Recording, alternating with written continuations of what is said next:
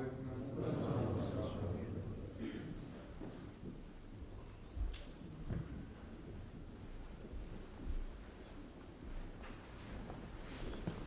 वालेकुम रहमतुल्लाह। आज के दर्स में मुबाहला वाली आयत पर बहस चलेगी, लेकिन यह मैं शुरू में ही बताना ज़रूरी समझता हूँ कि एक मिनट ठीक हो जाऊँ सही।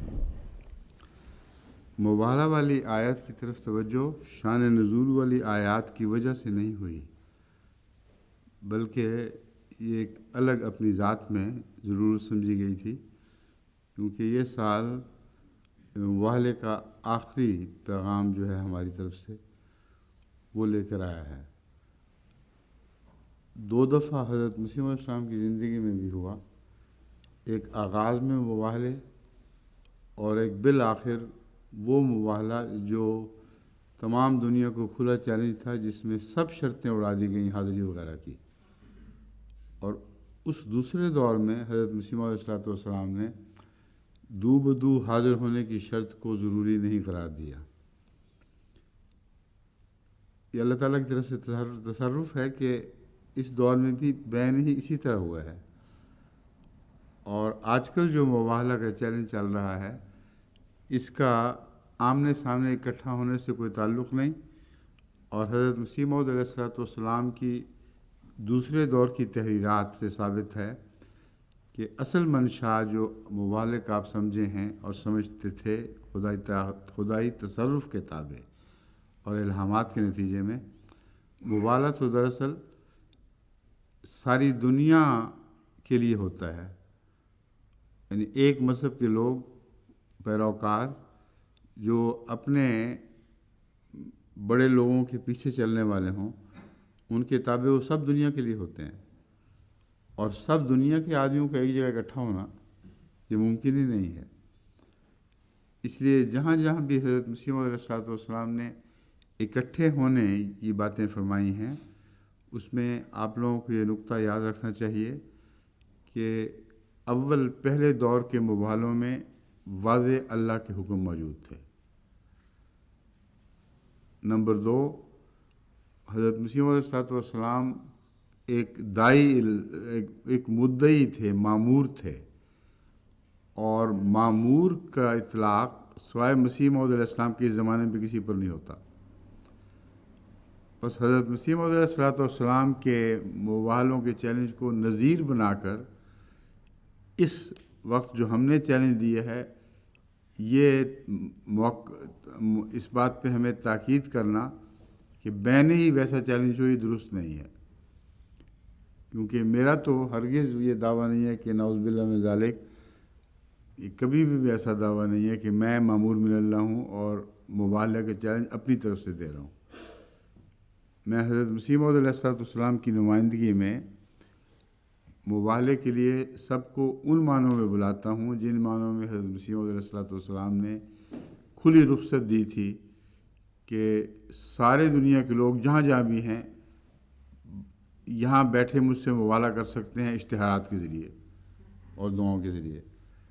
बस इन सारे अमूर की तशरीह मैं शुरू में इसलिए कर रहा हूँ कि अब जब मैं मुबाहले की बातें शुरू करूँगा तो इन हज़रत मसीह अलैहिस्सलाम की तहरीरात और मलफूज़ात वग़ैरह को इन अमूर से मुतसादिम न जाने,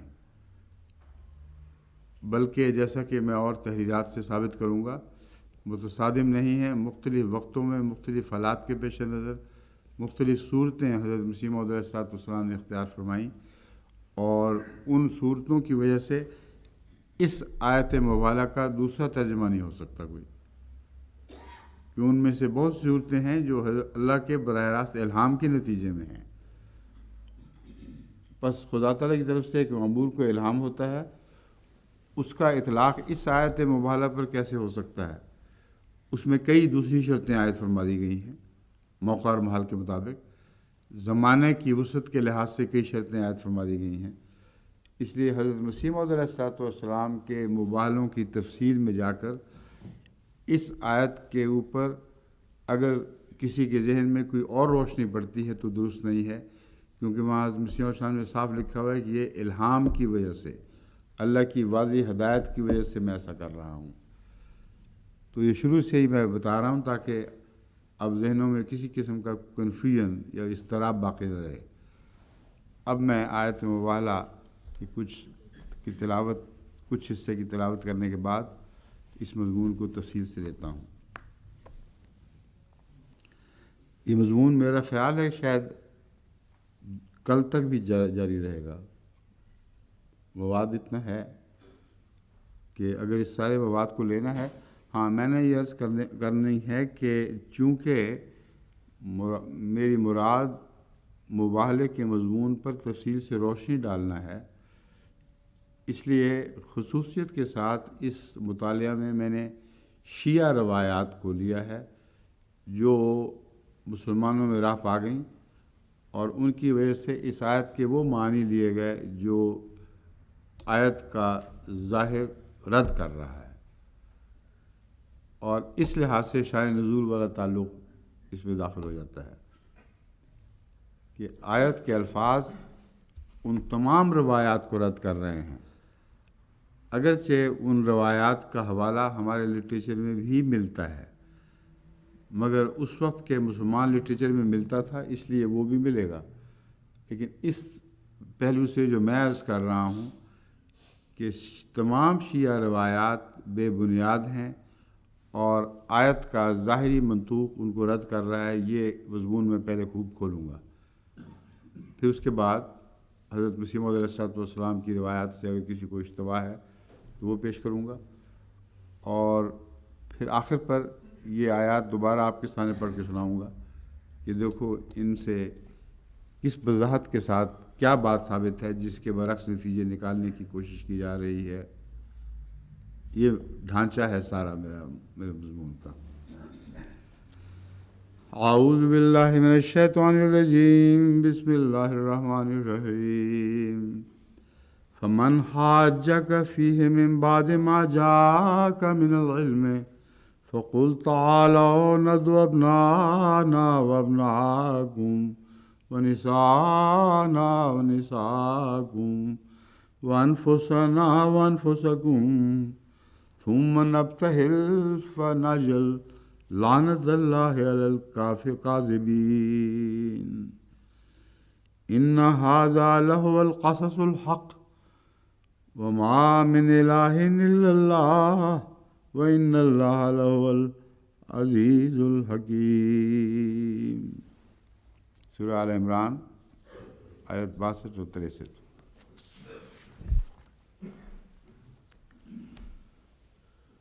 حضرت صلی اللہ علیہ وآلہ وسلم کے جس امکانی مباہلے کا یہاں ذکر ہے جو ہوا نہیں،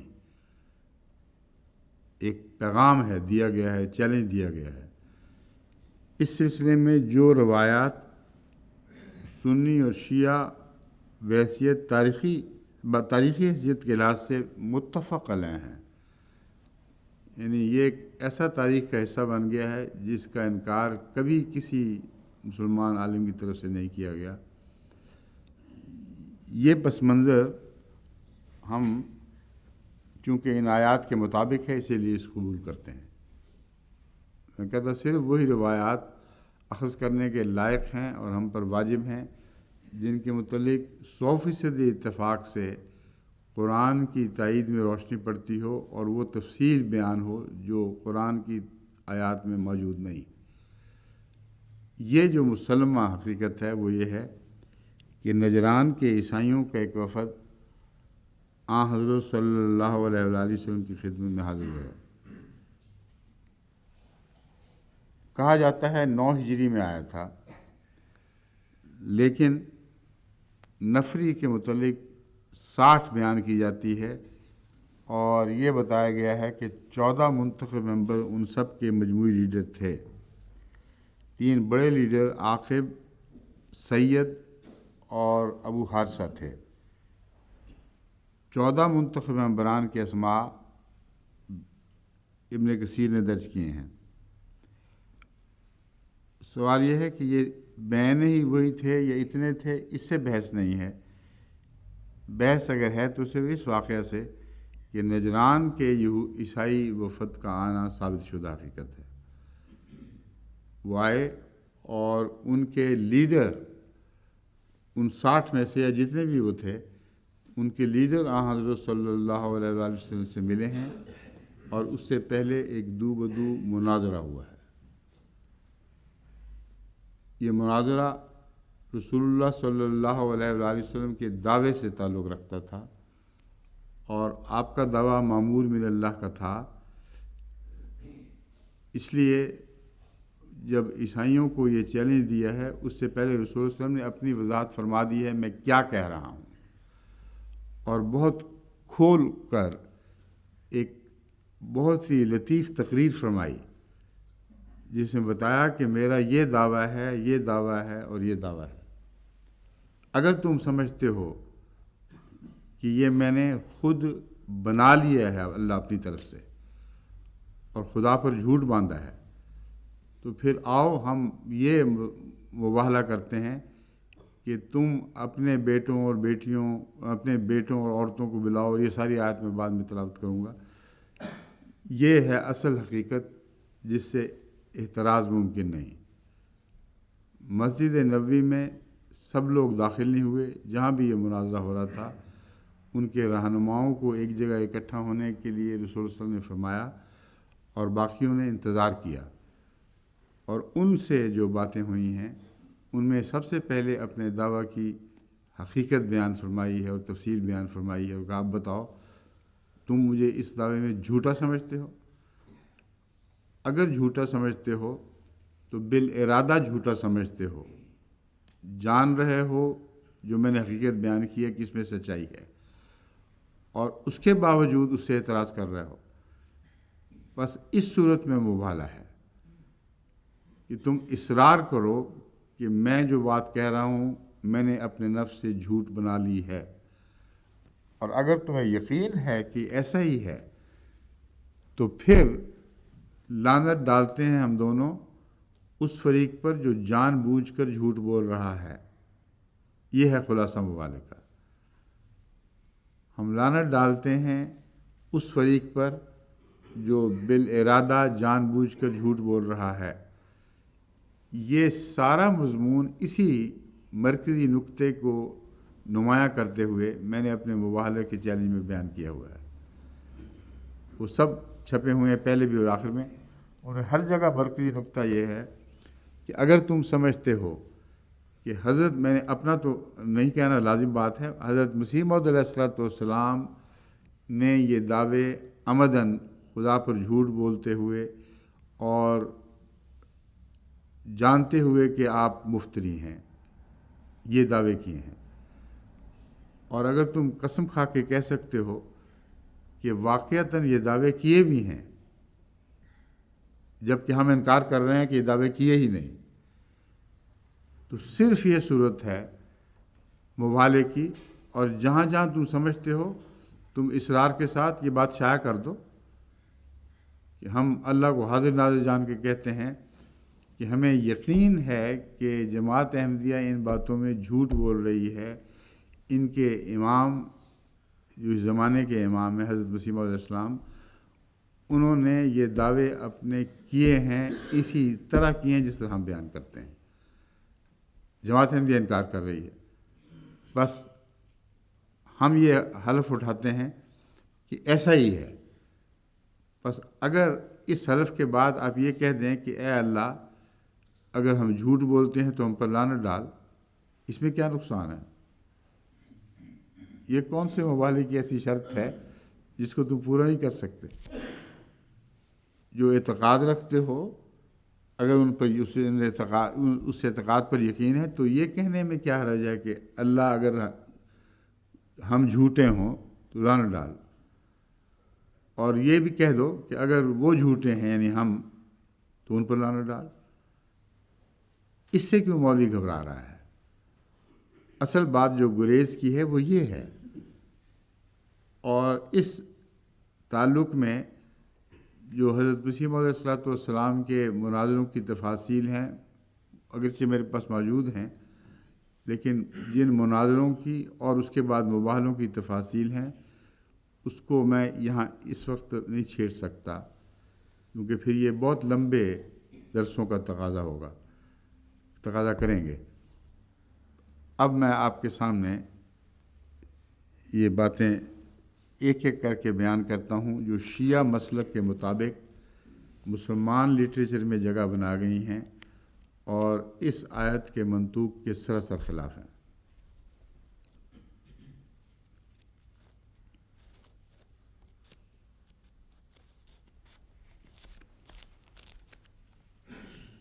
کہ کہا گیا ہے کہ اس وقت حضرت صلی اللہ علیہ وسلم کی اولاد میں سے صرف حضرت فاطمہ زندہ تھیں، لیکن یہ بھی کوئی تحقیق شدہ حقیقت نہیں ہے۔ کم سے کم ابھی یہ تحقیق جاری ہے کہ حضرت ام کلثوم دوسرے حضرت رسول اللہ صلی اللہ علیہ وسلم کی 2 بیٹیاں جن کے متعلق تاریخ بتاتی ہے کہ حضرت عثمان سے بیائی گئی تھیں، وہ کب فوت ہوئی ہیں۔ یہ میں اس لیے بیان کر رہا ہوں کہ ہرگز بعید نہیں کہ اس وقت صرف حضرت فاطمہ زندہ ہوں، اس کا انکار نہیں کر رہا، مگر یہ جو بیان ہے اس کی صحت میں ابھی اور تحقیق ہونے والی باقی ہے، صرف میں اتنا کہہ رہا ہوں۔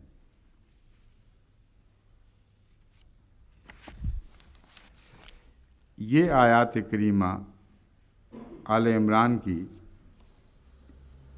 جو 80 تک چلتی ہیں، اور یہ مباحثے والی آیت 62 اور 65 نمبر ہے، ان کے متعلق یہ بیان کیا گیا ہے کہ یہ اس مباحثے اور مباحثے کے دوران نازل ہوئی ہیں۔ یہ آیات یعنی مباحثے والی آیات اسی دور میں جب تک ان کا قیام تھا اسی دور میں نازل ہو چکی تھیں۔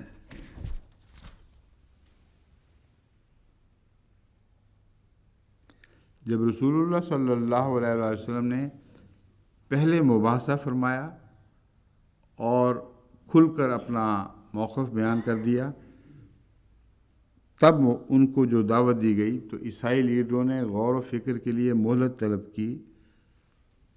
یہ ایک روایت ہے۔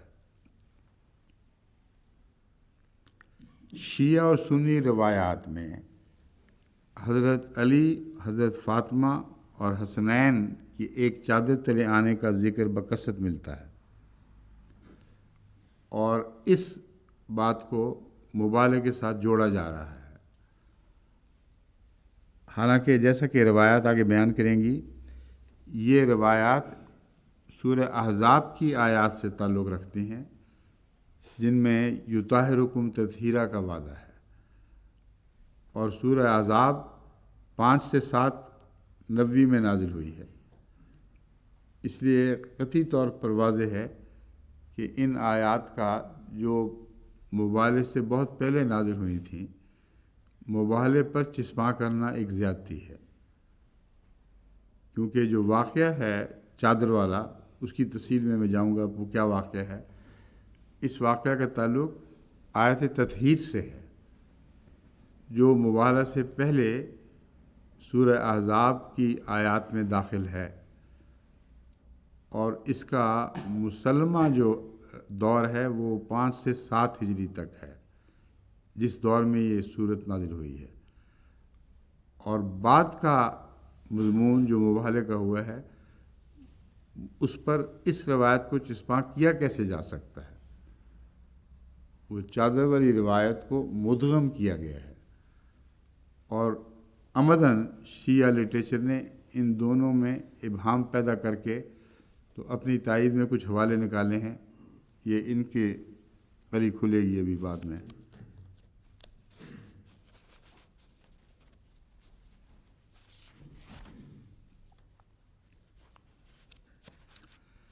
مباحثہ سے اصل مراد دعا اور ابتحال ہے، یعنی اللہ تعالیٰ کے حضور گڑ گڑانا اور عاجزی سے ایسی دعا کرنا جس میں روح گداز ہو جائے اور پگھل جائے، اور بے انتہا انکساری اور گڑ گڑاہٹ کے ساتھ اللہ سے مدد طلب کی جائے، یہ ابتحال ہے۔ بس مبالغہ سے مراد ایسی دعا ہے اصل میں، آمنے سامنے، اور یہ ساری باتیں نسبتاً ثانوی حیثیت رکھتی ہیں۔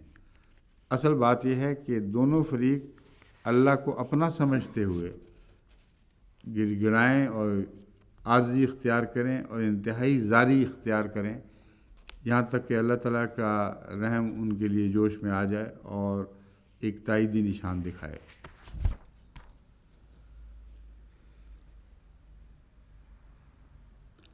آیت مباہلہ میں جیسا کہ آپ سن چکے ہیں، کسی مقام یا وقت کی تعین کا ذکر سرے سے موجود ہی نہیں ہے، اس لیے یہ بحث بھی اٹھے گی کہ یہ باتیں بعد میں کیوں راہ پا گئی ہیں۔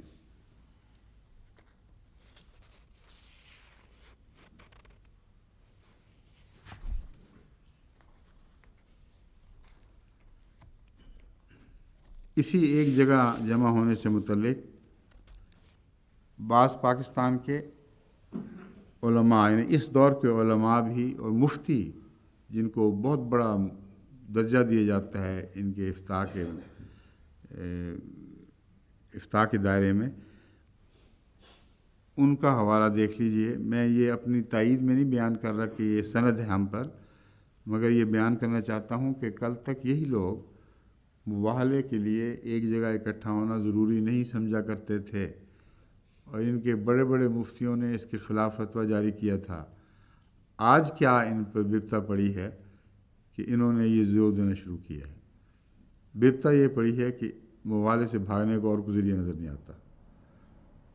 ایسی شرطیں لگا دی ہیں جو اس وقت پوری ہو ہی نہیں سکتی، لیکن مفتی اعظم جس کو لکھا جاتا ہے، مفتی اعظم پاکستان مفتی محمد شفیع صاحب اپنی تفسیر میں لکھتے ہیں، معارف القرآن جلد 5 صفحہ 80-81، ادارۃ المعارف کراچی، اصولی طور پر اس میں اعزاء و اقارب کو جمع کرنے کی ضرورت نہیں، اگر جمع کر لیا جائے تو اہتمام بڑھ جاتا ہے۔ بس وہ یہ کہہ رہے ہیں نا، اعزاء اور اقارب ایک جگہ جمع ہوں، یہ کہتے ہیں اصولی طور پر ان آیات سے اس کا کوئی ثبوت نہیں ملتا، یہ اتفاق سے انہوں نے صحیح نتیجہ نکال لیا۔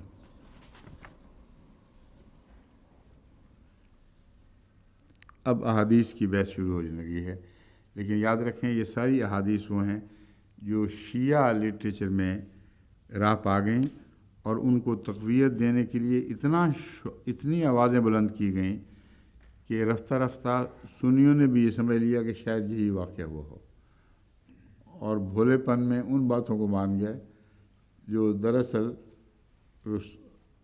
حضرت رسول اللہ صلی اللہ علیہ وسلم کی اولاد کے وارث ہونے کے حق میں دراصل بیان کی گئی تھیں، اور آنکھیں کھول کر دیکھتے تو آیت مبالغہ کے سراسر خلاف تھیں۔ یہ روایات جو ہیں ان کا سلسلہ تبری سے شروع ہوتا ہے۔ تبری نے تبری کے علاوہ بعض دوسری مسلم روایات جو صحیح مسلم سے لی گئی ہیں، سنی روایات جو صحیح مسلم سے لی گئی ہیں یا ترمذی سے لی گئی ہیں، ایسی روایات بھی ملتی ہیں جن میں ان تینوں کے ذکر موجود ہے، لیکن اس بحث کو تو بعد میں اٹھانا تھا، پہلے اٹھانا تھا۔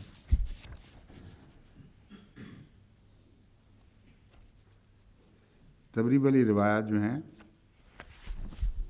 وہ یہ ہے نا، اس کو ابھی رکھ لیتے ہیں، یہ بعد میں اٹھائیں گے یہ مسئلہ۔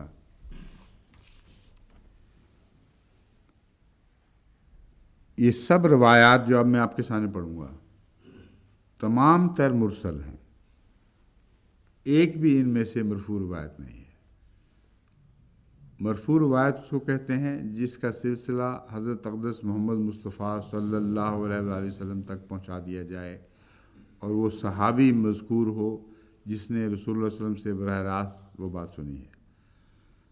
مرسل روایات ان کو کہتے ہیں جن کا سلسلہ روایت بیچ میں ٹوٹ جائے کہیں، اور اس کے بعد رسول اللہ صلی اللہ علیہ وسلم کے زمانے تک پہنچانے کا کوئی اہتمام نہ کیا جائے، اور کوئی راوی نہ پیش کیا جائے جس نے خود رسول اللہ صلی اللہ علیہ وسلم سے یہ سنا ہو۔ اگر پیش کیا جائے تو محض ایک فرضی دعویٰ ہو اور روایت کی کڑیوں میں اس کا ذکر نہ ملتا ہو، ایسی روایات کو مرسل کہتے ہیں۔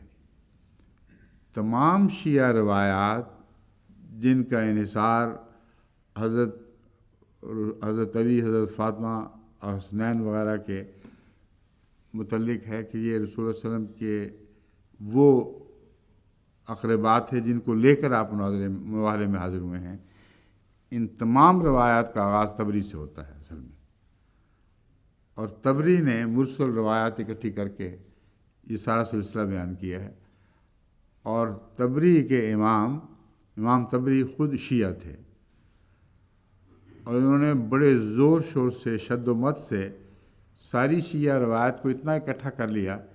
یہ 300 ہجری میں غالباً حضرت ان کا دور ہے، 300 ہجری کا یہ نا، اس عرصے میں، اس وقت 300 ہجری میں انہوں نے جو روایت اکٹھی کی ہیں وہ فی الحقیقت تمام تر مرسل ہیں اور مرفوع نہیں ہیں، اور اس بحث میں الجھے ہی نہیں کہ اسے کڑی بکڑی رسول اللہ صلی اللہ علیہ وسلم سے ملایا جائے۔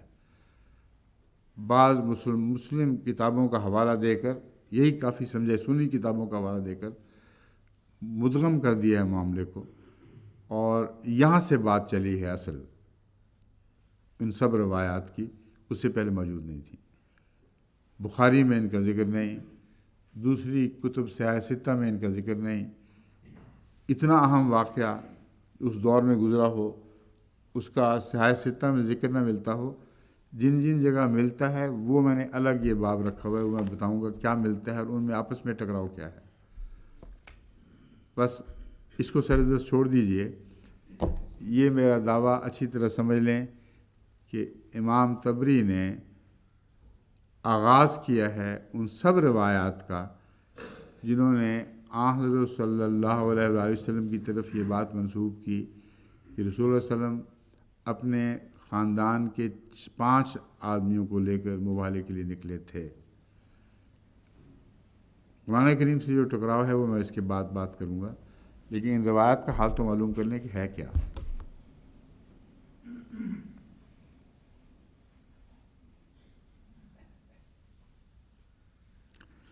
ایک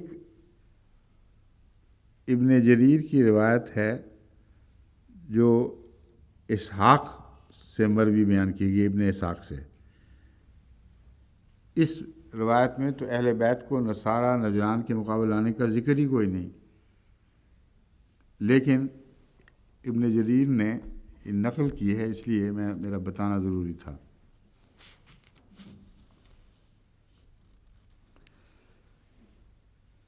ایک دوسری روایت ابن جریر نے یہ لکھی ہے، حدثنا ابن حمید قال حدثنا عیسیٰ ابن قواق، کیا لفظ ہے یہ؟ فوفہا، پتہ نہیں کیا لفظ لکھا ہوا ہے، فوقد ہے، ٹھیک ہے، فوقد عن ابی الجارود عن زید بن علی قال کان النبی صلی اللہ علیہ وسلم وعلی و فاطمۃ والحسن والحسین۔ یہ تبری، ابن جریر تبری کی روایت ہے، یعنی آیت مبالغہ سے مراد خود نبی کریم صلی اللہ علیہ وسلم، حضرت علی، حضرت فاطمہ اور حسین اور حسنین رضی اللہ تعالیٰ عنہم ہیں۔ یہ روایت جو ہے یہ ابو الجارود کی طرف سے مروی ہے، یعنی مرسل تو ہے ہی، لیکن ابو الجارود ایک ایسا راوی اس میں داخل ہے جس کے متعلق ابن معین کے نزدیک کذاب اور امام نسائی اور دارقطنی کے نزدیک متروک ہے۔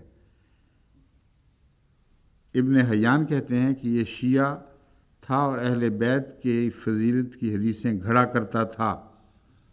یہ اس حدیث کا حال ہے۔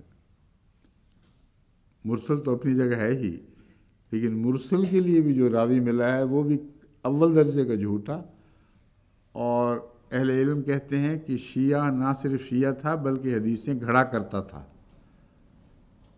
اس روایت پر جائیں گے شیعہ۔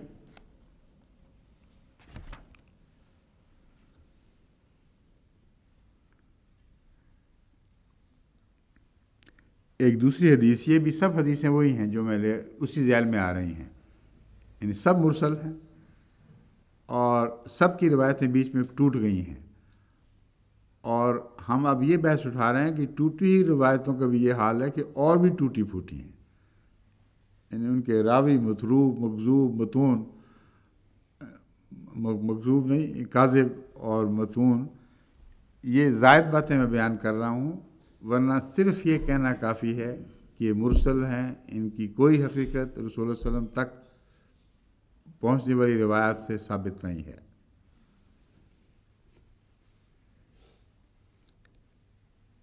نبی یہ روایت یہ ہے، حدثني یونس قال اخبرنا ابن وهب قال اخبرنا ابن وهب ہونا چاہیے تھا نا، ابن وهب کیوں لکھا ہوا ہے؟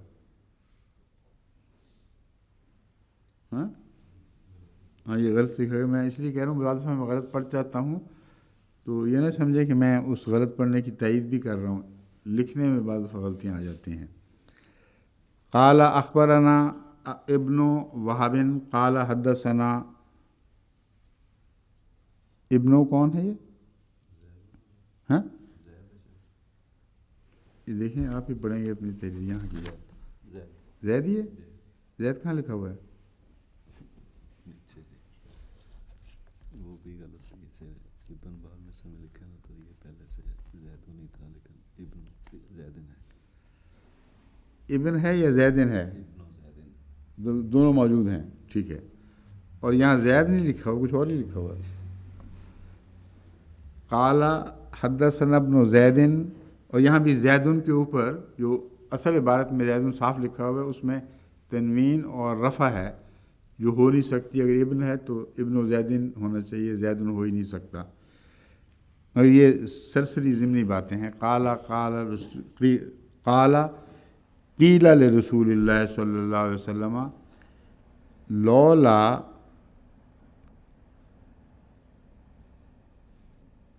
انت،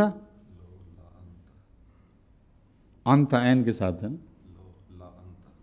لا انت یہ ہے، انت، اچھا لان سے مراد ہے، تو لکھا اس طرح ہوا ہے اس کو الگ کر کے کہ لان نہیں پڑھا جا رہا، ٹائپنگ غلطی، لو لانتا، یعنی اگر تو آپ نے لعنت ڈالی ہوتی، لانتل قوم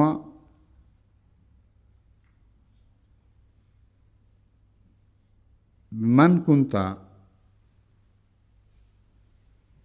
تالی تاتی، جو اوپر دو نقطے ہاتھ سے ڈالے ہوئے ہیں یہ پڑھنے جانے والے ہیں۔ حین قلتا ابناؤنا و ابنانا و ابناکم قال حسن و حسنین، یعنی رسول اللہ صلی اللہ علیہ وسلم سے، میرا خیال ہے عربی لکھی ہوئی چھوڑی دوں، میں سیدھا سادہ ترجمہ پڑھ دیا کرتا ہوں، یعنی رسول کریم صلی اللہ علیہ وسلم سے پوچھا گیا کہ اگر آپ ان لوگوں یعنی اہل نجران سے مولانا فرماتے، یعنی مبالغے کو یہاں مولانا کہا گیا ہے، لانتا کے لفظ سے ثابت ہے، تو اپنے ابنا میں کن کو شامل کرتے؟ آپ نے فرمایا حسن اور حسین کو۔ یہ روایت اسی طرح مرسل، لغو، بے معنی، تبصرہ اس پر یہ ہے،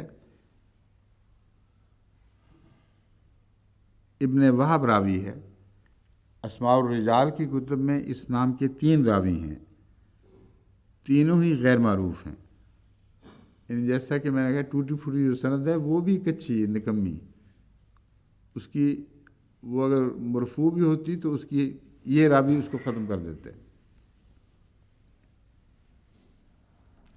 ابن زید نام اس میں داخل ہے اس روایت میں، ابن زید جو میں نے ابھی پڑھا تھا، ابن زید نام کے 4 راوی ہیں، جن چاروں کے متعلق میزان الاعتدال میں جو اسماء الرجال کی کتاب ہے اس میں لکھا ہوا ہے کہ یہ چاروں متروک اور مجہول ہیں، ان سے کوئی روایت نہیں لی جائے گی، ترک کر دیا جائے گا ان کو، اور مجہول بھی ہیں، ان کے حال کا پتہ ہی کچھ نہیں، تو ان سے روایت کیسے لی جائے گی؟ تو یہ جو باتیں گھڑی گئی ہیں اپنی ہاتھ پاؤں کے سامنے، ان کے اندر کوئی بھی روایت کی سند کا پہلو موجود نہیں ہے، ایسی سند کا جس پہ اعتماد کیا جا سکے۔ جو سندات گھڑی گئی ہیں وہ ثابت ہیں کہ وہ فرضی ہیں اور ان میں کوئی حقیقت نہیں۔ ایک اور روایت ہے، حدثنا محمد ابن الحسین، نبی کریم صلی اللہ علیہ وسلم نے حسن، حسین اور فاطمہ کا ہاتھ پکڑا اور حضرت علی کو کہا ہمارے پیچھے آؤ، پس وہ بھی ان کے ساتھ نکلے، مگر اس روز عیسائی مقابلے پر نہیں آئے اور کہنے لگے کہ ہمیں ڈر ہے کہ یہ شخص کہیں سچا نبی نہ ہو۔ اب اس مضمون کا تعلق اس آیت کریمہ سے جو مبالغہ والی آیت ہے دور سے بھی نہیں ملتا، لیکن یہ بحث الگ ہے۔ یہ ساری روایت فرضی ہے، مرسل ہے، اور جو راوی درج ہیں وہ ناقابل اعتبار ہیں۔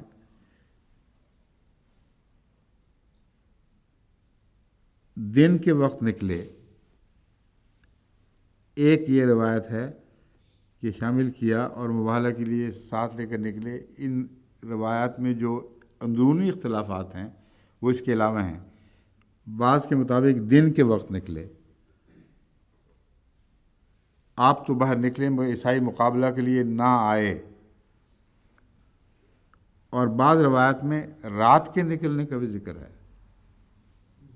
اس دن کو نکلے ہیں یا رات کو نکلے ہیں، جب یہ اختلاف ہو گئے تو روایت ویسے ہی ختم ہو جانی چاہیے، مگر وہ بنیادی اصول سب پہ چسپاں ہو رہا ہے کہ سب مرسل روایات ہیں اور حقیقت کوئی نہیں۔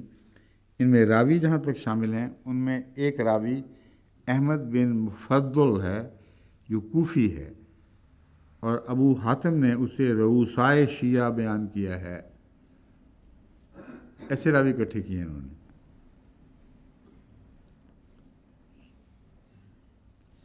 سدی کے نزدیک محمد بن مروان کو متروک اور متہم بالکذب کہا گیا ہے۔ نہ صرف یہ کہ سدی کے نزدیک کیوں لکھا ہوا ہے؟ اچھا نا، نہیں ٹھیک ہے۔ اسی روایت میں سدی ایک سدی وہ بھی تو ہیں جو ائمہ میں داخل نہیں ہے، سدی، امام سدی، یہی مجھے وہم ہے، خیر چھوڑیں۔ غلطی سے میں نے سدی کو تبصرہ کرنے والا سمجھ لیا تھا، شروع میں عنوان سدی لگا ہوا ہے۔ یہ لکھنا چاہیے کہ سدی جو اس روایت کی زنجیر میں ایک نام ہے، اس کے متعلق محمد بن مروان کو یہ کیا قصہ چل رہا ہے پھر؟ یہ تو لکھنا چاہیے تھا نا، یہ تو اسی نے تو سارا کنفیوژن پیدا کیا ہوا ہے کہ سدی کا تبصرہ ہے۔ جب سدی کی بات ہو رہی ہے تو کہنا چاہیے سدی یعنی محمد بن مروان، سمجھیں؟ تو اگلے سال یہ چاہتے ہوں گی، اس سال تو مشکل ہے۔ سدی یعنی محمد بن مروان، اب بات ٹھیک بنی ہے۔ اس کو میزان الاعتدال کتاب میں جو تمام راوی جتنے بھی گزرے ہیں پہلے، ان کے اوپر تنقیدیں کون تھے، کیسے تھے، اسماء الرجال کہا جاتا ہے اس کو، ان کے نزدیک یہ سدی یعنی محمد بن مروان متروک اور متہم بالکذب ہے، چھوڑا گیا ہے اس کو، اس کی روایتوں کا کوئی اعتبار نہیں، اس لیے اہل علم اس کی روایتوں کو قبول نہیں کرتے، اور اس پر کذب کا الزام بھی لگایا گیا ہے کہ واضح جھوٹ بولا کرتا تھا۔ ایک اور روایت حدثنا ابن حمید سے شروع ہوتی ہے۔ اس روایت کے مطابق اگلی صبح جب اہل نجران آئے تو نبی کریم صلی اللہ علیہ وسلم بھی حسن کو اٹھائے ہوئے اور حسین کی انگلی پکڑے نکلے۔ فاطمہ آپ کے پیچھے چل رہی تھیں، تب رسول کریم نے ان کو اس چیز کی طرف دعوت دی، یعنی مبالغہ کی طرف۔ جو قرآن بیان کر رہا ہے وہ آپ سن لینا، وہ کیا اس بات سے مطابقت کھاتا ہے؟ لیکن یہ روایت ساری فرضی، مرسل، بے حقیقت اور درایت کے اعتبار سے بھی ایسا لغو مضمون یہاں باندھنے کی کوشش کی گئی ہے جس کو عقل قبول ہی نہیں کر سکتی۔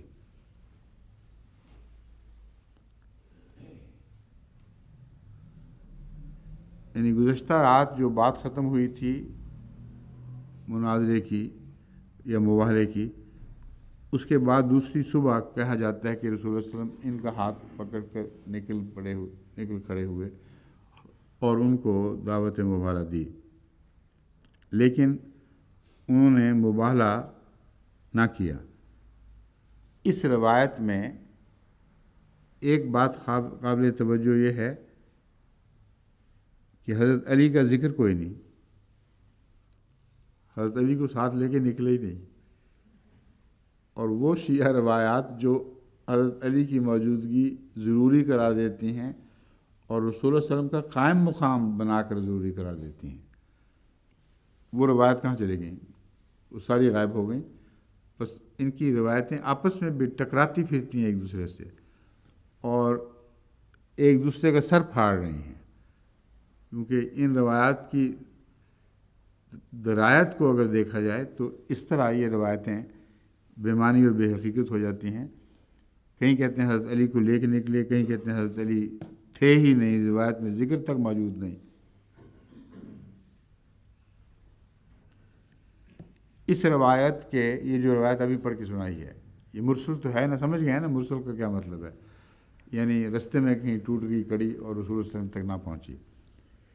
اس کے علاوہ اس میں جو 3 راوی مذکور ہیں، جریر، مغیرہ اور عامر، یہ تینوں اتنے مجہول ہیں کہ اسماء الرجال کی کتب میں ان کا ذکر ہی نہیں ملتا۔ ایسے نام غیر معروف اور مجہول لوگ ہیں جن کا نہ سر نہ پیر، اسماء الرجال کی کتب ان کے ذکر سے ہی آ رہی ہیں۔ علامہ ذہبی نے میزان الاعتدال میں جریر نام کے 14 اشخاص کا ذکر کیا ہے، اس میں ایک نام جریر بھی ہے، مگر ان میں سے کسی جریر کے شیخ کا نام مغیرہ نہیں ہے، جبکہ یہ روایت اس جریر کو پیش کر رہی ہے جس کے شیخ کا نام مغیرہ ہے۔ اور یہی مجہولیت کا حال باقی سب راویوں کا ہے میزان الاعتدال۔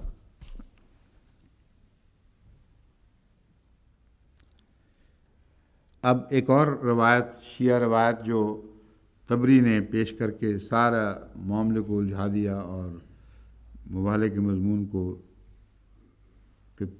پردہ ڈال دیا ہے، وہ یہ ہے، قتادہ کہتے ہیں ہمیں یہ بات پہنچی ہے کہ نبی کریم رات کو اہل نجران کے مقابل پر نکلے، جب انہوں نے رسول کریم کو دیکھا تو ڈرے اور خوف زدہ ہو کر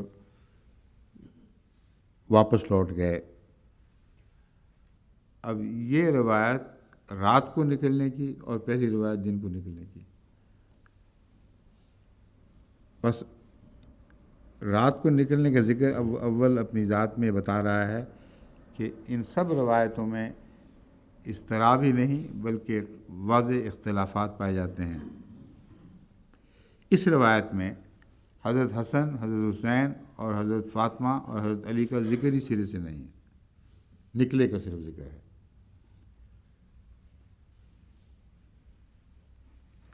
اہل نجران مبالغہ سے ڈر کر لوٹ گئے، یہ ساری باتیں بے بنیاد اس وجہ سے تو ہیں کہ مرسل ہے، لیکن اس کے علاوہ یہ جو اندرونی امور بیان ہوئے ہیں یہ دوسری شیعہ روایات سے متصادم ہیں۔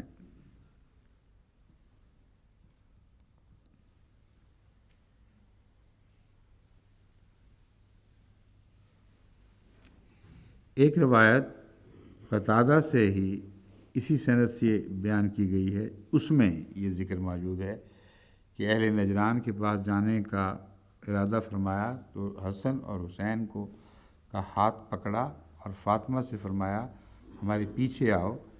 جب دشمنان خدا نے یہ دیکھا تو واپس لوٹ گئے۔ بالکل بے تعلق بات، کوئی ذکر اذکار ہی نہیں ہے حقیقت میں. اور اس طرح رسول اللہ صلی اللہ علیہ وسلم کو لے کے نکل جانا، باقی صحابہ کیا کر رہے تھے، کہاں کہاں پھر رہے تھے، یہ سارا ایک فرضی قصہ ہے جس کی حقیقت اس کے طرز بیان سے ہی ظاہر ہو رہی ہے.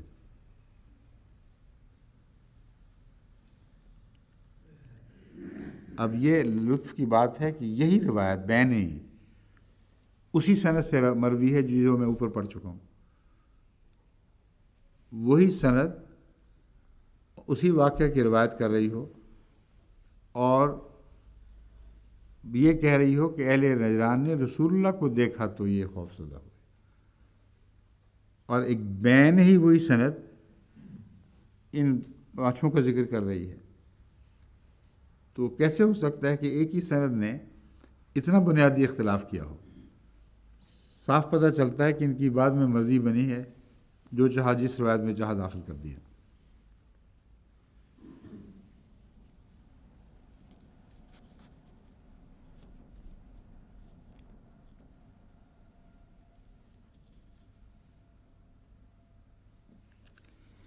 میزان الاعتدال میں صفحہ 128 سے 129 میں عبد الرزاق راوی کے متعلق یہ لکھا ہوا ہے کہ اگرچہ یہ مشہور محدث ہیں مگر ان پر شیعیت میں افراط کا الزام ہے. ابن عدی نے فضائل کے بارے میں ان سے ایسی روایتیں کی ہیں جن سے کسی کو اتفاق نہیں. یہ تفضیل علی کے قائل تھے، اس لیے ایسی روایتیں بنا دینا یا اپنی سادگی میں ان کو قبول کر لینا یہ ان سے بعید نہیں تھا. میزان الاعتدال صفحہ 128 سے 29 جلد 2.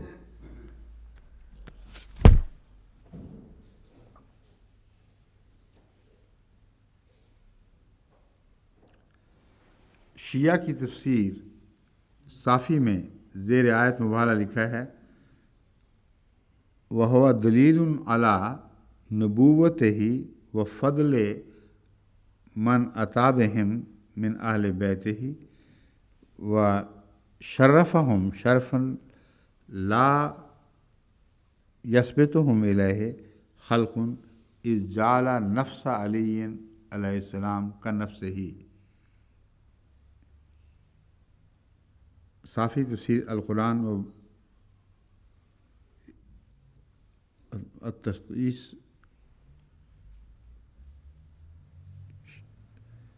کاشانی کی کتاب، یہ حوالہ ہے لمبا، اس کو میں چھوڑ دیتا ہوں. یہ مکتبہ کاشانی تخصیص مکتبہ کاشانی مکتبہ اسلامیہ تہران زیر آیت مبالہ، یہ شائع شدہ کتاب ہے. اس میں روایت ہے آیت مبالہ میں رسول اللہ کی نبوت کی دلیل اور ان اہل بیت کی فضیلت ظاہر ہے جن کو رسول اللہ صلی اللہ علیہ وسلم ساتھ لائے اور ان کو ایسی عظمت بخشی جس کی طرف مخلوق میں کوئی اسے پہنچ نہیں سکتا، کیونکہ نفس علی کو رسول خدا نے اپنے نفس کی طرح ٹھہرایا. یہ دیکھ لیں آپ، انفسانہ جو آیا ہے اپنے نفس کو لے کے نکلے، اور وہ گویا رسول اللہ علیہ وسلم جو انفسنا کہتے ہیں تو حضرت علی کو انفسنا میں مراد لیتے ہیں.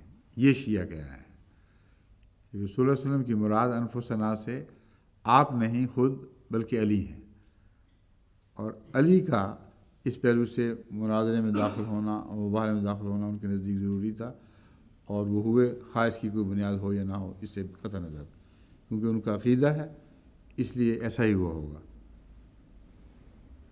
اور یہ دلیل قائم کرتے ہیں اس سے کہ حضرت علی جملہ صحابہ سے افضل ہیں، کیونکہ آیت دلالت کرتی ہے کہ نفس علی نفس محمد کی مثل ہے.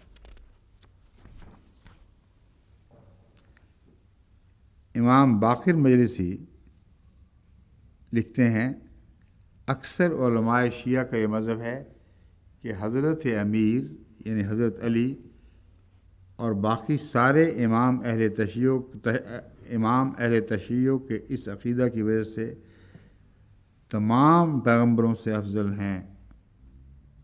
یہ آیت مبالغہ سے یہ نتیجے نکالے گئے ہیں کہ اس آیت کریمہ سے ثابت ہو گیا کہ حضرت علی تمام پیغمبروں سے افضل ہیں۔ اب وہ آیت آپ نے پڑھ لی ہے، میں اس کو دوبارہ ذکر کروں گا، لیکن آپ سوچیں کہ اشارتاً کنایتاً اس بات کی کوئی ہوا بھی اس آیت میں موجود ہے، ثابت ہو گیا کہ حضرت علی سب پیغمبروں سے افضل ہیں۔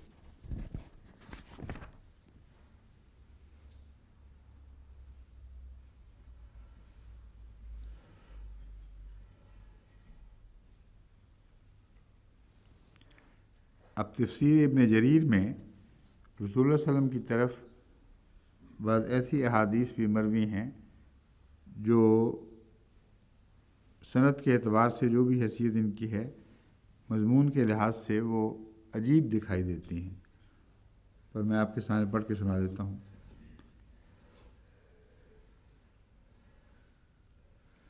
اس ذات کی قسم جس کے ہاتھ میں میری جان ہے، اگر نصارہ نجران مجھ سے مباہلہ کرتے تو 1 سال نہ گزرتا کہ ان مباہلہ کرنے والوں میں سے ایک بھی باقی نہ رہتا۔ یہ مباہلہ کرنے والوں میں سے کا لفظ ترجمے میں زائد کیا گیا ہے، حالانکہ نجران کا ذکر چل رہا ہے۔ اصل حدیث کے الفاظ سے ثابت ہے کہ نجران کے بسنے والے سارے کے سارے ہلاک ہو جاتے، ان کے نمائندے مباہلہ کرتے تو وہ سب ہلاک ہو جاتے۔ یہ ہے جو میں کہہ رہا تھا، مجھے اس پہ تعجب ہے کہ رسول اللہ صلی اللہ علیہ وسلم نے ان سب کی جو عامت الناس ان کے پیچھے تھے، ان کی کلیتاً ہلاکت کا ذکر فرمایا ہو، یہ مجھے اجنبی بات معلوم ہوتی ہے۔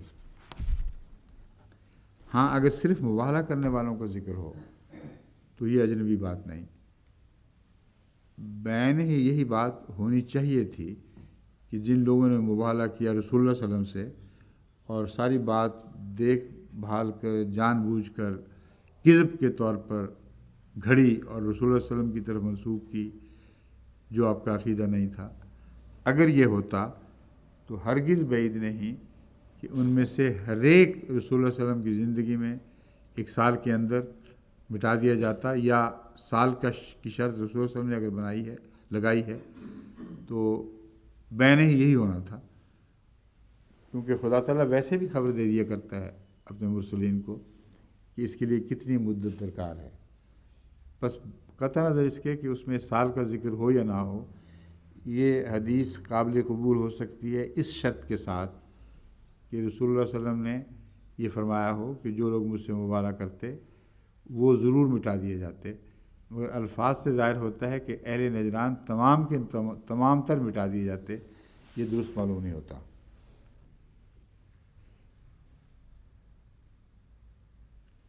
اب دیکھیں اگلی حدیث جو بیان کی گئی ہے، اس میں تفسیر کبیر رازی میں بھی ہے، یہ سیرت الحلبیہ تعریف علامہ علی بن برہان الدین الحلبی، یہ جو روایات ہیں یہ ان سب کتابوں میں یہ بات موجود، یہ حدیث موجود ہے جس کو حدیث کہا گیا ہے۔ اس ذات کی قسم جس کے قبضہ قدرت میں میری جان ہے، اہل نجران پر ہلاکت آیا ہی چاہتی تھی، اور اگر وہ مجھ سے مباہلہ کرتے تو بندروں اور سوروں کی طرح مسخ کر دیے جاتے، اور وادی نجران آگ سے بھڑک اٹھتی، اور لازماً اللہ تعالیٰ نجران اور اس کے باشندوں کو یوں نابود کرتا کہ درختوں کے پرندے تک ہلاک ہو جاتے، اور عیسائیوں پر 1 سال بھی نہ گزرتا کہ وہ سب ہلاک کر دیے جاتے۔ اب اس حدیث کے الفاظ رسول اللہ صلی اللہ علیہ وسلم کی طرف منسوب ہوئے ہیں۔ یہ بعد کے زمانے کی جو جوش ہوتا تھا علماء کا کہانیاں بنانے کا، اس دور کی گھڑی ہوئی حدیث ہے۔ مباہلے میں بالارادہ کذب پر اصرار کرنے والے لوگ ہیں، وہ مراد ہیں۔ درختوں کے پرندوں اور چرندوں بیچاروں کا کیا قصور تھا؟ انہوں نے کون سے رسول اللہ صلی اللہ علیہ وسلم کی کذب پر ادعا کیا ہے، جبکہ ثابت شدہ حقیقت ہے کہ یہ چرند اور پرند اگر کچھ کرتے تھے تو تائید کیا کرتے تھے، اور اس قسم کی روایات اور قرآنی آیات سے استنباط میں پہلے پیش کر چکا ہوں کہ صرف وہ انسان جس کو شعوری اختیار دیا گیا ہے کہ وہ تکذیب کرے، صرف اس نے تکذیب کی ہے، ورنہ ساری کائنات حضرت صلی اللہ علیہ وآلہ وسلم کی مصدق تھی، تمام جانور مصدق تھے، اپنے اپنے رنگ میں تھے، اپنے شعور کے مطابق تھے، اس کی تفصیل اللہ بہتر جانتا ہے، مگر یہ استنباط قرآنی آیات پر مبنی اور احادیث پر مبنی ہے کہ ان کو جس حد تک بھی شعور تھا وہ رسول اللہ علیہ وسلم کے مصدق تھے، مکذب نہیں ہو سکتے۔ وہ بیچارے کیوں مارے گئے؟ جو مصدق ہوں وہ بھی جل کر خاکستر ہو جائیں، پتے پتے پر قیامت ٹوٹ پڑے۔ یہ حدیث قطعیت کے ساتھ اپنے آپ کو غلط قرار دے رہی ہے، یہ منسوب ہے، اور حقیقت میں رسول اللہ صلی اللہ علیہ وسلم یہ بات نہیں فرما سکتے۔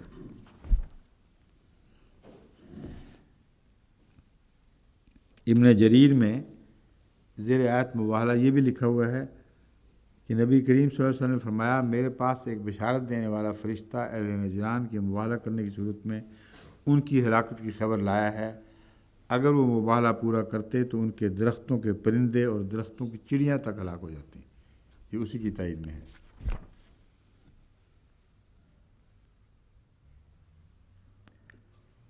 تفسیر ابن جریر میں حضرت ابن عباس کی ایک روایت مسند احمد بن حنبل کے حوالے سے دی گئی ہے۔ ابن عباس سے روایت ہے کہ یہودی اگر موت کی تمنا کرتے تو ہلاک ہو جاتے اور آگ میں اپنی جگہ دیکھ لیتے، اور وہ لوگ جو رسول اللہ صلی اللہ علیہ وسلم سے مباہلہ کرتے تھے نکلتے تو اس حال میں واپس لوٹتے کہ ان کے اہل اور مال موجود نہ ہوتے۔ اب یہ روایت وسیع روایت ہے یہود کے متعلق، جیسے قرآن کریم میں فرماتا ہے اللہ تعالیٰ، اگر وہ واقعتاً رسول اللہ صلی اللہ علیہ وسلم کو نعوذ باللہ من ذالک جھوٹا کہتے، اصرار کرتے ہوئے یہ تمنا کرتے کہ اگر ہم جھوٹے ہیں تو ہمیں خدا موت دے دے، یہ حقیقت ہے کہ اگر کرتے تو لازماً مر جاتے۔ اس کے شواہد ہمارے پاس اس دور میں بھی کثرت موجود ہیں کہ حضرت مسیح علیہ السلام کے خلاف جس نے اس قسم کا ادعا کیا وہ اپنی موت خود مر گیا، لیکن اس روایت میں جو یہ ذکر ہے واپس لوٹتے کہ ان کے اہل اور مال موجود نہ ہوتے، اس میں کہاں اکٹھے ہوئے تھے جہاں سے واپس لوٹتے، یہ کوئی بحث نہیں ہے، یہ ایک غلط بات منسوب ہوئی ہے۔ رسول اللہ صلی اللہ علیہ وسلم کا عیسائیوں کو ایک عام چیلنج ہے، کیا سب دنیا کے عیسائیوں نے ایک جگہ اکٹھے ہونا تھا اور پھر واپس لوٹنا تھا، اور واپس لوٹ کر یہ دیکھتے کہ ان کے مال وغیرہ سب برباد ہو چکے ہیں۔ اور جب ان روایات میں ایک سال کا بھی ذکر ہے تو واپس ایک سال میں لوٹتے۔ مکے مدینے سے نجران کا فاصلہ اور ایک سال کا رسول اللہ صلی اللہ علیہ وسلم کا ادعا کہ ایک سال کے اندر ایسا ہوتا، اور یہ حدیث کہ جب وہ واپس لوٹتے تو دیکھتے کچھ بھی باقی نہیں بچا، تو ان بیچاروں کا سال کہاں گیا؟ اس سال کا وعدہ جو چھٹی دی گئی تھی اس کو تو اس حدیث نے اگر یہ درست ہے تو غائب کر دیا ہے۔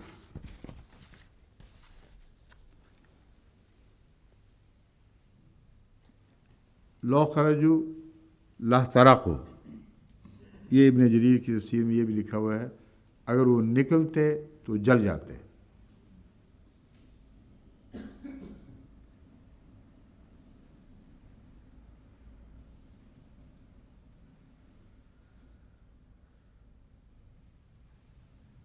اور یہ بھی لکھا ہوا ہے جلالین میں ہے کہ اگر وہ لوٹتے تو جل جاتے،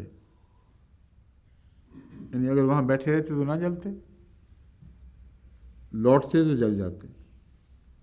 ایسی عجیب و غریب روایات اکٹھی کر لی گئی ہیں کہ علم درایت کے لحاظ سے کوئی غور ہی نہیں کیا گیا، اور میرے نزدیک یہ سب روایات رد کرنے کے لائق ہیں، کیونکہ جیسا کہ میں نے کھول دیا ہے مرسل روایات جو راوی بھگڑے گئے وہ سب جھوٹے، جو مضمون بیان کیا گیا وہ رسول اللہ صلی اللہ علیہ وسلم کی طرف منسوب نہیں ہو سکتا۔ اگر ایک بات کو منسوب کرو تو دوسری بات رسول اللہ صلی اللہ علیہ وسلم کی طرف ایسی منسوب کی جاتی ہے جو پہلی بات کو کاٹتی ہے۔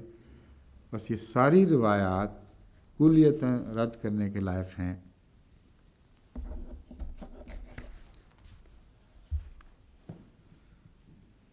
مباہلہ میں رسول خدا اور اہل بیت کی نصارہ نجران کے مقابلے پر آنے کی روایت پر تحقیق یہ ہے۔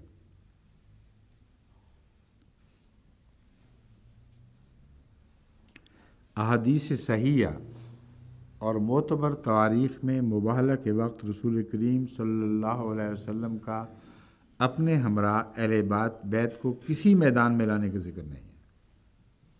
دیکھ لو، تمام صحیح کتب اور مستند تواریخ میں یہ ذکر ہی کوئی موجود نہیں کہ رسول اللہ علیہ وسلم ان اہل بیت کو ساتھ لے کے چلے تھے۔ البتہ ترمذی صحیح مسلم کتاب الفضائل اور فضائل علی ترمذی میں یہ حدیث ملتی ہے جو سعد بن ابی وقاص سے مروی ہے۔ لما نزلت هذه الآیت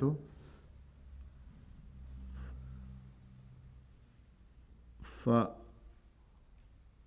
تعالوا، یہ آیت دی گئی ہے، فقل تعالوا ندعو ابناءنا وابناءکم، دعا رسول اللہ صلی اللہ علیہ وسلم علیًا و فاطمۃ و حسنا و حسینا فقال اللہم ہؤلاء اہلی۔ صحیح مسلم اور ترمذی میں یہ روایت موجود ہے، لیکن ان کو لے کر نکلنے کا کوئی ذکر نہیں۔ یہ فرمایا یہ میرے اہل ہیں، اور آیت مباہلہ میں اہل کا ذکر ہی کوئی نہیں۔ اس لیے یہ تصادم آپ خود دیکھ لیں، آیت مباہلہ میں اور الفاظ ہیں، اہل کا کوئی ذکر نہیں ہے۔ اہل کا ذکر اس آیت تطہیر میں ملتا ہے۔ بس اس روایت کے اندر جو اندرونی اختلاف پایا جاتا ہے یہ ثابت کر رہا ہے کہ یہ روایت درست نہیں ہے۔ اب راویوں کی چھان بین میں جائے بغیر اس بنیادی بات پر جو میں نے پیش کی ہے یہ روایات رد ہونے کے لائق ٹھہر جاتی ہیں۔ صحیح مسلم کتاب فضائل الصحابہ میں اور ترمذی میں یہ روایات ہیں، یاد رکھیں، اور یہ روایات اپنے اندرونی مضمون کے لحاظ سے رد کیے جانے کے لائق ہیں، کیونکہ یہ مضمون پرانی آیات سے ٹکرا رہا ہے، اس لیے رد کرنے کے لائق ہیں۔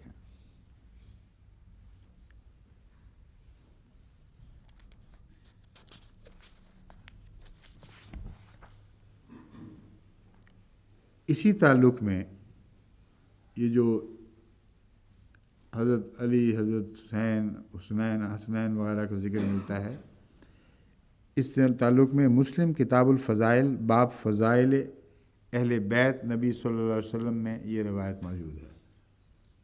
میں نے کہا تھا صحاح ستہ میں ان چیزوں کا ذکر نہیں، مگر جتنا بھی ذکر ہے وہ پیش کرنا ضروری ہے۔ وہ کیا ذکر ہے اور صحاح ستہ اس ذکر میں آپس میں کیا اختلاف کرتی ہیں، تاکہ معلوم ہو جائے کہ ہمارا موقف درست ہے اور وہاں روایات کو سمجھنے میں راویوں کی غلطی کی ہے، ورنہ ایک دوسرے سے متصادم نہ ہوتے۔ یہ روایت مسلم کتاب الفضائل باب فضائل اہل بیت سے لی گئی ہے، یعنی رسول کریم صلی اللہ علیہ وآلہ وسلم ایک صبح نکلے، آپ کے اوپر سیاہ اون کی یمنی چادر تھی جس پر کشیدہ کاری کی ہوئی تھی۔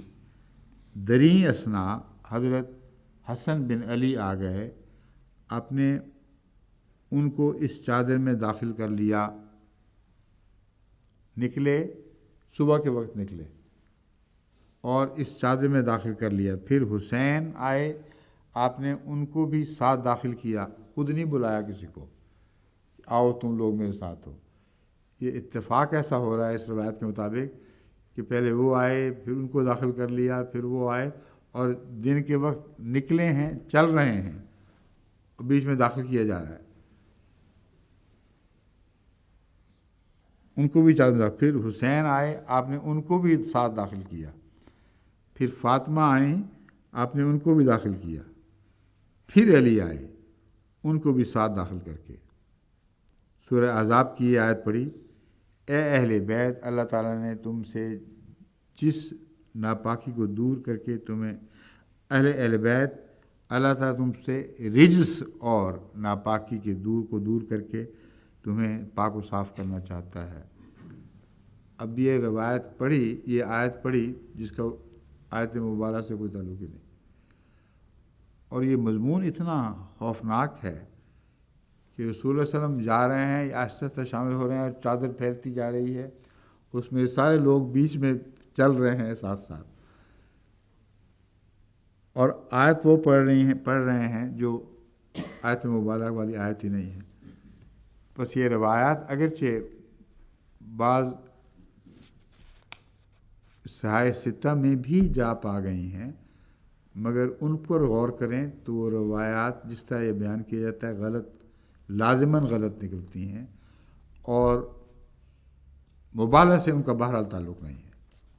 اگر تعلق ہے تو ایک اور آیت سے تعلق ہے جو مبالغہ سے پہلے نازل ہو چکی تھی، اور اس تعلق میں بھی یہ روایات مجروح ہیں، اور بہت غور سے دیکھا جائے تو یہ روایت قابل قبول نہیں رہتی،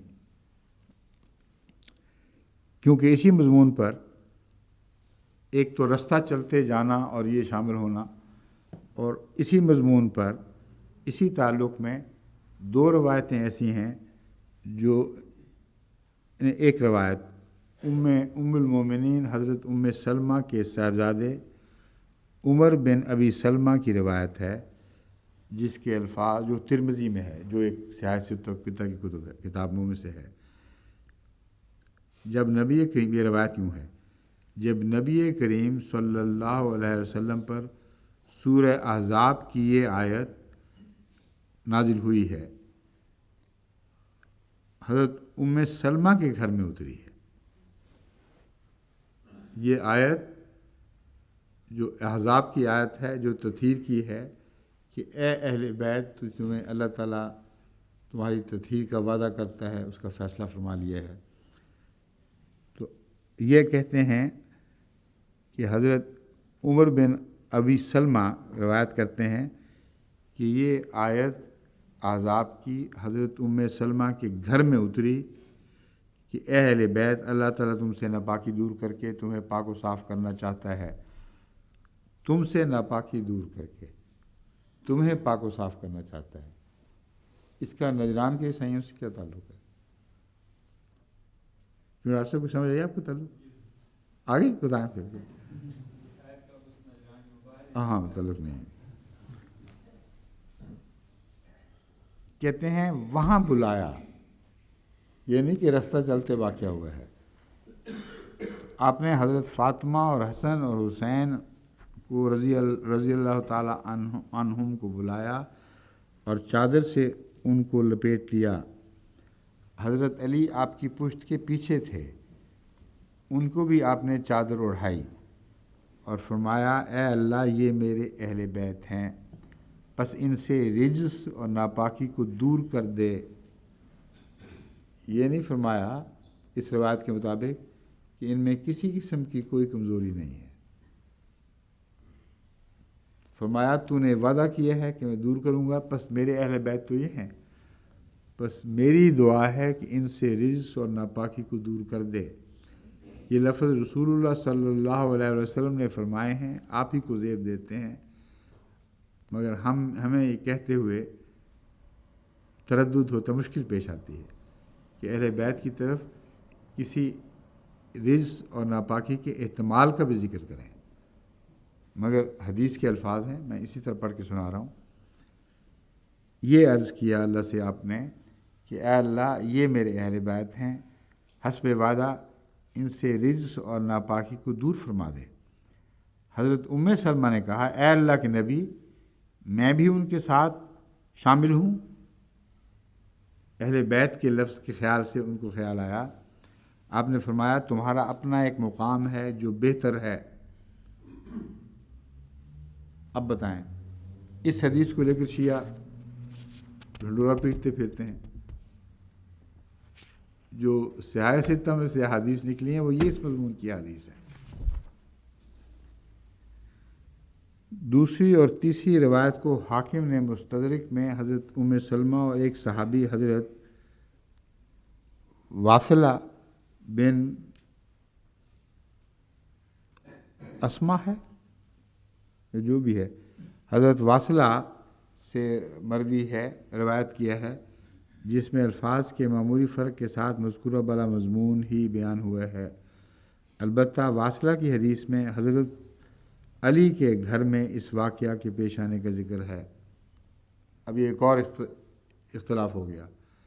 एक रवायत रास्ता चलते का बयान कर रही है, एक रवायत उम्मे सलमा की बात कर रही है, एक हज़रत आयशा की रवायत है जो कहते हैं मेरे घर में ये वाक़या हुआ, और एक रवायत ये है जिसके मुताबिक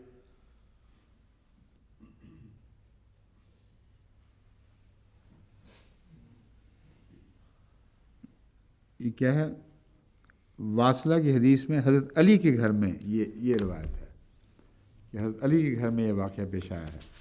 ये मुस्तदरक हाकिम किताब तफसीर में इसी तरह दर्ज है। ये हाल तो उन रवायात का है जी। हाँ,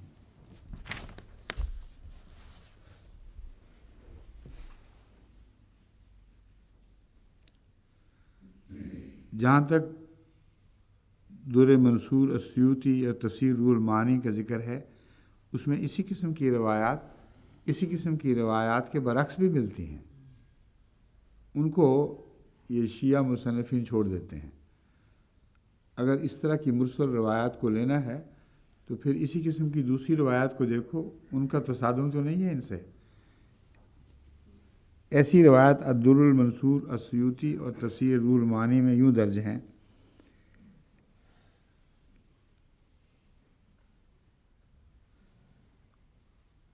कि हज़रत सल्लल्लाहु अलैहि वसल्लम के साथ मुबाहला में आपके अहले बैत के अलावा हज़रत अबू बकर, हज़रत उमर, हज़रत उस्मान, हज़रत अली रज़ी अल्लाह ताला अन्हु रिज़वानुल्लाह अलैहिम और इन सब की औलाद को भी बुलाया गया था। अब ये फर्जी किस्सा देख लें। इन सब को बुलाया और इन सब की औलाद को बुलाया गया। इस किस्म की मन गढ़ंत बातें हमारी रिवायात शान नज़ूल में जा पा गई हैं, उनका दूर से भी हक़ाइक़ से कोई ताल्लुक़ नहीं है।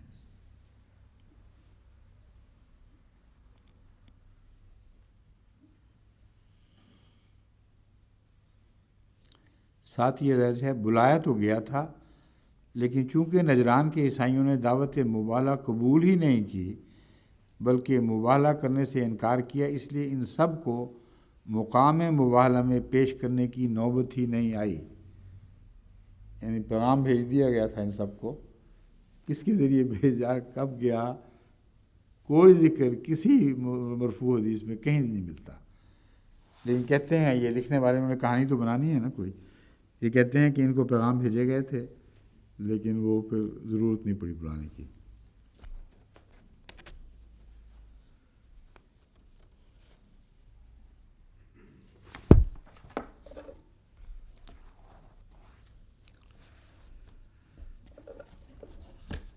अब आयत मुबाहला की तरफ दोबारा रुजू करने से पहले मैं हज़रत अक़दस मसीह मऊद अलैहिस्सलाम के ज़माने के बाद वाक़यात की तरफ इशारा करना चाहता हूँ जिनका ताल्लुक़ मुबाहला से है, मगर मुख्तलिफ़ वक्तों में मुख्तलिफ़ मानी में अल्लाह की हदायत के मुताबिक आपने एक तरीक़ा इख्तियार किया। और बुनियादी सनद हर जगह ये ली है कि जो दावा करने वाला है आयत मुबाहला से ये बात साबित है कि उसका फ़र्ज़ है कि वो सामने के फ़रीक के मुअज़्ज़ज़ लोगों को ख़ुद अपनी ज़ुबान से समझा दे और ख़ूब उन पर वाज़े कर दे कि मेरा ये मौक़िफ़ है। तब खुदा ताला के मामूर के लिए मुबाहला जायज़ होता है, जब उससे पहले ये बात कर ले। बस हज़रत मसीह मौऊद अलैहिस्सलाम के तमाम मुबाहले के मज़ामीन में ये बात दाखिल है। आपने इस ज़माने में अपने आप को अल्लाह ताला का नुमाइंदा और रसूल सल्लल्लाहु अलैहि वसल्लम का नुमाइंदा और वह ज़माने का इमाम समझते थे और यकीन से पुर थे कि मैं वही हूँ। इसलिए आप पर यह फ़र्ज़ था کہ اپنے عقیدے کو کھول کر ان کے سامنے بیان کریں، اور یہ مبالہ اسی ذکر سے شروع ہوتی ہے، آیت مبالہ اسی ذکر سے شروع ہوتی ہے، کیونکہ رسول اللہ صلی اللہ علیہ وسلم نے پہلے بیان کیا ہے اور خوب تفصیل بیان فرما دی، پھر مبالغے کی دعوت دی ہے۔ حضرت مسیح علیہ السلام اس آیت کا ترجمہ ایک ایسا ترجمہ فرماتے ہیں جس کی طرف بعض سنی علماء جو اس زمانے کے علماء بھی ہیں ان کی بھی توجہ نہیں گئی، اور انہوں نے اپنے حق میں ایک استنباط کیا ہے، وہ اس کی ضرورت نہیں تھی، آیت کا پورا منطوق سمجھ نہیں سکے۔ حضرت مسیح علیہ السلام آیہ کمالات اسلام صفحہ 265 پر یہ ترجمہ کرتے ہیں، ان کو کہہ دو کہ آؤ ہم اور تم ماں اپنی عورتوں اور بیٹیوں اور عزیزوں کے مبالغہ کریں، پھر ان پر لعنت کریں جو کاذب ہیں۔ اب آیت مبالغہ کے الفاظ میں کیوں اتنی جلدی واقعی ہو گیا، اتنی سی بات کر لینے دیں، چلیں۔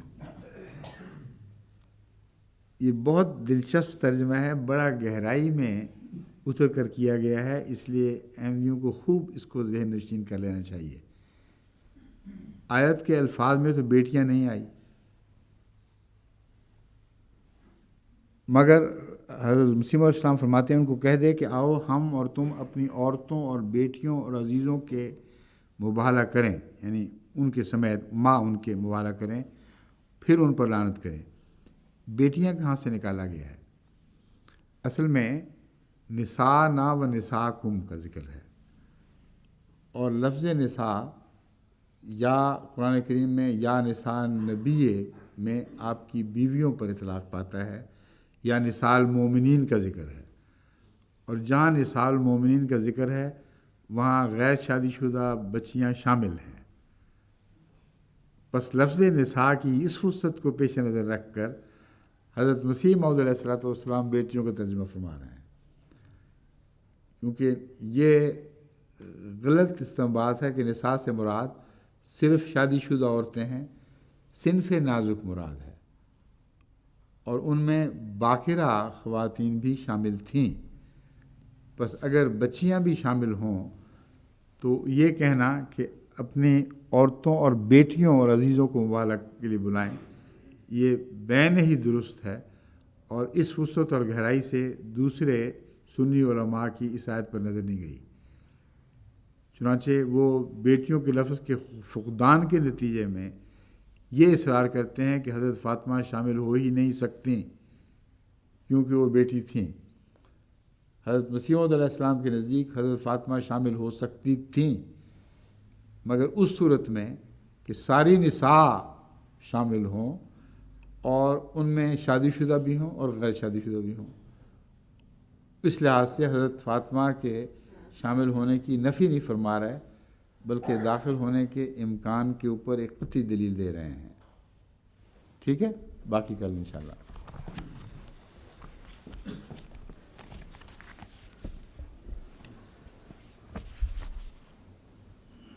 آج تو میرے نزدیک تو اتنا تیزی سے وقت گزرا ہے کہ میں حیران ہو گیا ہوں یہ سن کے کہ وقت ختم ہو گیا ہے۔ ہاں، تفصیل سے سمجھانا بھی پڑتا ہے نا۔ میں وضو کے لیے بھی تیاری شروع کر دی ہے، دماغ ادھر کھویا ہوا ہے نا، اس لیے۔ اچھا جی، السلام علیکم ورحمۃ اللہ وبرکاتہ۔